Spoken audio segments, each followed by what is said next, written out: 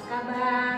Tentunya adik-adik semua dalam keadaan sehat, tetap semangat, dan salam sehat selalu untuk kita semua. Baik, kita akan melanjutkan pertemuan kita di minggu yang ketiga. Kemarin kita sudah mengadakan pertemuan, kita belajar mengenai apa itu misdinar dan syarat menjadi anggota misdinar.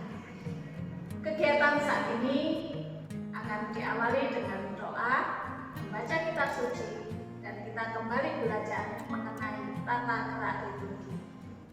Hari ini kita mengenal dua gerakan saja, yaitu membuat tanda salib dan sikap berdiri.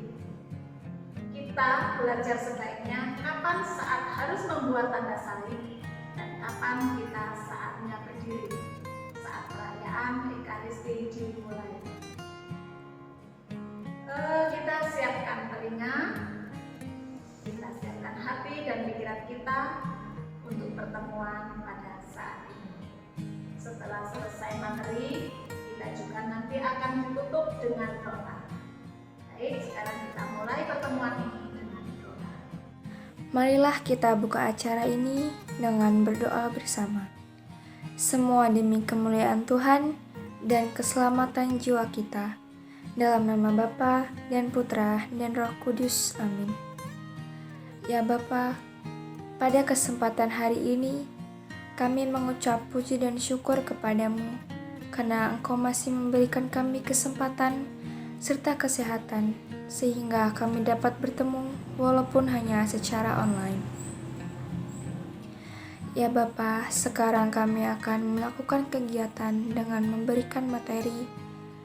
Semoga Engkau memberkati kami ya Bapa, agar acara ini berjalan dengan lancar tanpa suatu kekurangan apapun dari awal hingga akhir. Semua doa dan harapan kami ini kami aturkan kepadamu dengan perantaraan Kristus Tuhan kami. Amin. Santo Tarsisius, doakanlah kami. Amin. Dalam nama Bapa dan Putra dan Roh Kudus. Amin. Yohanes 1 ayat 35 sampai 42. Kita langsung simak. Murid-murid Yesus yang pertama. Pada keesokan harinya, Yohanes berdiri di situ pula dengan 2 orang muridnya. Dan ketika ia melihat Yesus lewat, ia berkata, "Lihatlah anak domba Allah." Kedua murid itu mendengar apa yang dikatakannya itu. Lalu mereka pergi mengikuti Yesus. Tetapi Yesus menoleh ke belakang, ia melihat bahwa mereka mengikuti dia, lalu berkata kepada mereka, "Apakah yang kamu cari?" Kata mereka kepadanya, "Rabi, di manakah engkau tinggal?" Ia berkata kepada mereka, "Marilah dan kamu akan melihatnya." Mereka pun datang dan melihat di mana ia tinggal, dan hari itu mereka tinggal bersama-sama dengan dia. Waktu itu kira-kira pukul 4, salah seorang dari keduanya yang mendengar perkataan Yohanes lalu mengikut Yesus adalah Andreas, saudara Simon Petrus. Andreas mula-mula bertemu dengan Simon, saudaranya, dan ia berkata kepadanya, "Kami telah menemukan Mesias," yang artinya Kristus. Ia membawanya kepada Yesus. Yesus memandang dia dan berkata, "Engkau Simon, anak Yohanes, engkau akan dinamakan Kefas," yang artinya Petrus. Demikianlah sabda Tuhan. Syukur pada Allah. Tata gerak liturgi. Tata gerak dalam liturgi mengungkapkan penghayatan batin kita dan partisipasi kita dalam perayaan Ekaristi. Sikap tubuh yang seragam menandakan kesatuan jemaat yang berhimpun untuk merayakan liturgi suci. Sebab, sikap tubuh yang sama mencerminkan dan membangun sikap batin yang sama pula. Tata gerak atau sikap tubuh seluruh jemaat dan para pelayannya juga menjadi bagian terpenting dalam simbolis kebersamaan dan kesatuan gereja yang sedang berdoa. Tanda salib atau yang sering kita sebut dengan tanda kemenangan Kristus adalah identitas seorang pengikut Kristus. Dengan membuat tanda salib, kita menyatukan diri dengan Tuhan, menyatukan segala kenyataan hidup kita dengan kenyataan hidup Kristus Yesus. Untuk melakukan tanda salib yang benar, kita bisa melihat contoh pada gambar sebelah kanan, di mana ketika kita mengucapkan dalam nama Bapa, kita menyentuh dahi, dan di mana kita mengucapkan dalam nama Putra, kita menyentuh dada, dan ketika kita mengucapkan dalam Roh Kudus, kita menyentuh pangkal lengan kiri, dan ketika kita mengucapkan amin, kita menyentuh pangkal lengan kanan. Dalam perayaan Ekaristi, tanda salib dilakukan pada saat pertama, memasuki gereja membuat tanda salib dengan air suci, kedua, mengawali perayaan Ekaristi, ketiga, menerima percikan air suci, keempat, memulai bacaan Injil, dan yang terakhir, saat menerima berkat penutup. Tanda salib sendiri memiliki makna di mana hidup yang seimbang terjadi jika relasi dengan manusia dengan Tuhan menjadi dasar untuk menjalin relasi dengan sesama manusia. Tata gerak yang kedua adalah berdiri. Berdiri merupakan ungkapan kesiapsediaan, penghormatan, dan perhatian pada kehadiran Tuhan. Sikap tubuh ini mengungkapkan kegembiraan jemaat, gembira atas kebersamaan dan persaudaraan di dalam Kristus. Berdiri menyatakan keyakinan perasaan yang utuh, jiwa yang siaga di hadapan Allah, siap bertemu dan berdialog dengan Ilahi.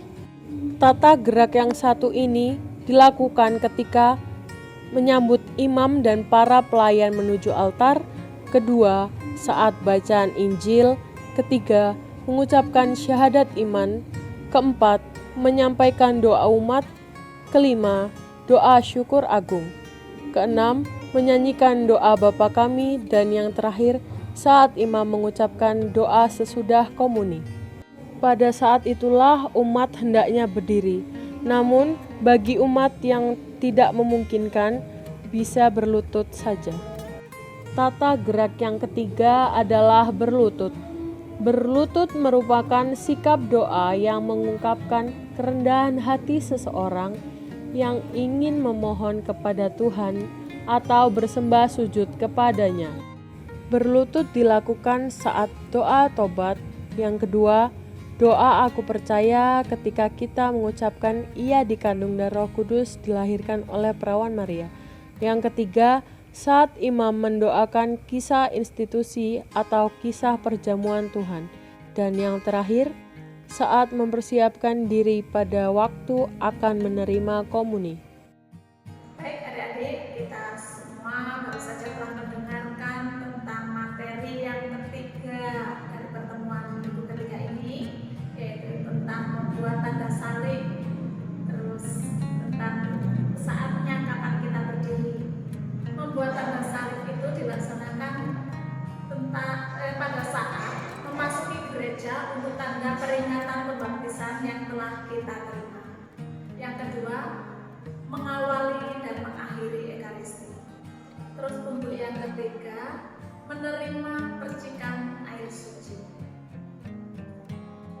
Tanda salib yang keempat, memulai bacaan Injil dengan membuat tanda salib yang didahi, artinya terangilah hidupku. Terus dilanjutkan yang di mulut, sanggukanlah aku untuk menerima sabdamu atau mewartakan sabdamu. Dan yang di hati, resapkanlah dalam hatiku. Yang kelima, menerima berkat perutusan. Itu tentang hal tentang membuat tanda salib. Dan sekarang yang ketiga, kesimpulannya tentang saat berdiri. Bagaimana kita berdiri, pada saat apa kita harus berdiri? Yang pertama itu pada saat pelarakan. Yang kedua, bacaan Injil. Saat Injil mau dibacakan, kita berdiri sampai Injil dibacakan sudah selesai, baru kita bisa duduk kembali. Yang ketiga, syahadat singkat atau aku percaya. Yang keempat, doa umat. Saat doa umat kita memulai doa syukur agung. Pada saat doa syukur agung akan dimulai, kita berdiri.